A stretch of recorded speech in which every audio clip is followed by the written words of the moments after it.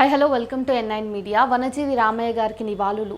తెలుగు రాష్ట్రాల్లో పర్యావరణ పరిరక్షకులకు చిరస్థాయిగా నిలిచిన ఒక గొప్ప వ్యక్తి ఆయన జీవితం చెట్ల పెంపకం ద్వారా ప్రకృతిని సంరక్షించడానికి అంకితమైన ఒక సామాజిక కార్యకర్తగా అందరికీ స్ఫూర్తిదాయకంగా నిలుస్తుంది.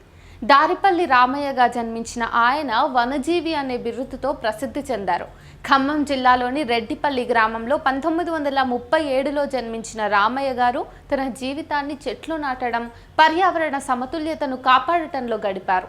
రామయ్య గారి జీవనయాత్ర ప్రారంభ జీవితాన్ని చూస్తే మనం సామాన్య రైతు కుటుంబంలో జన్మించిన రామయ్య గారు చిన్నప్పటి నుండే ప్రకృతి పట్ల గొప్ప ఆసక్తిని కనబరిచారు.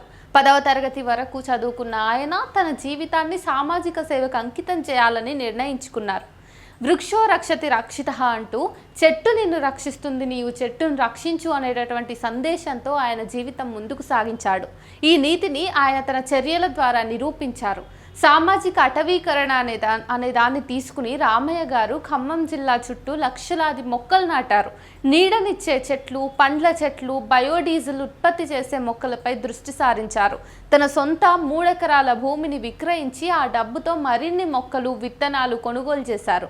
గుర్తింపు ఇంకా సేవలను చూసుకుంటే పద్మశ్రీ పురస్కారం ఆయనను 2017లో భారత ప్రభుత్వం ఆయన సేవలను గుర్తించి పద్మశ్రీ పురస్కారంతో సన్మానించింది. ఇక వనజీవి అనే బిరుదు విషయానికి వస్తే స్థానికంగా చెట్ల రామయ్యగా పిలుచుకునే ఆయన ఎక్కడికి వెళ్ళినా తన జేబులో విత్తనాలతో, సైకిల్పై మొక్కలతో కనిపించేవారు. అందుకే అట్లా పిలిచేవారు ఆయన్ను జనాలంతా కూడా.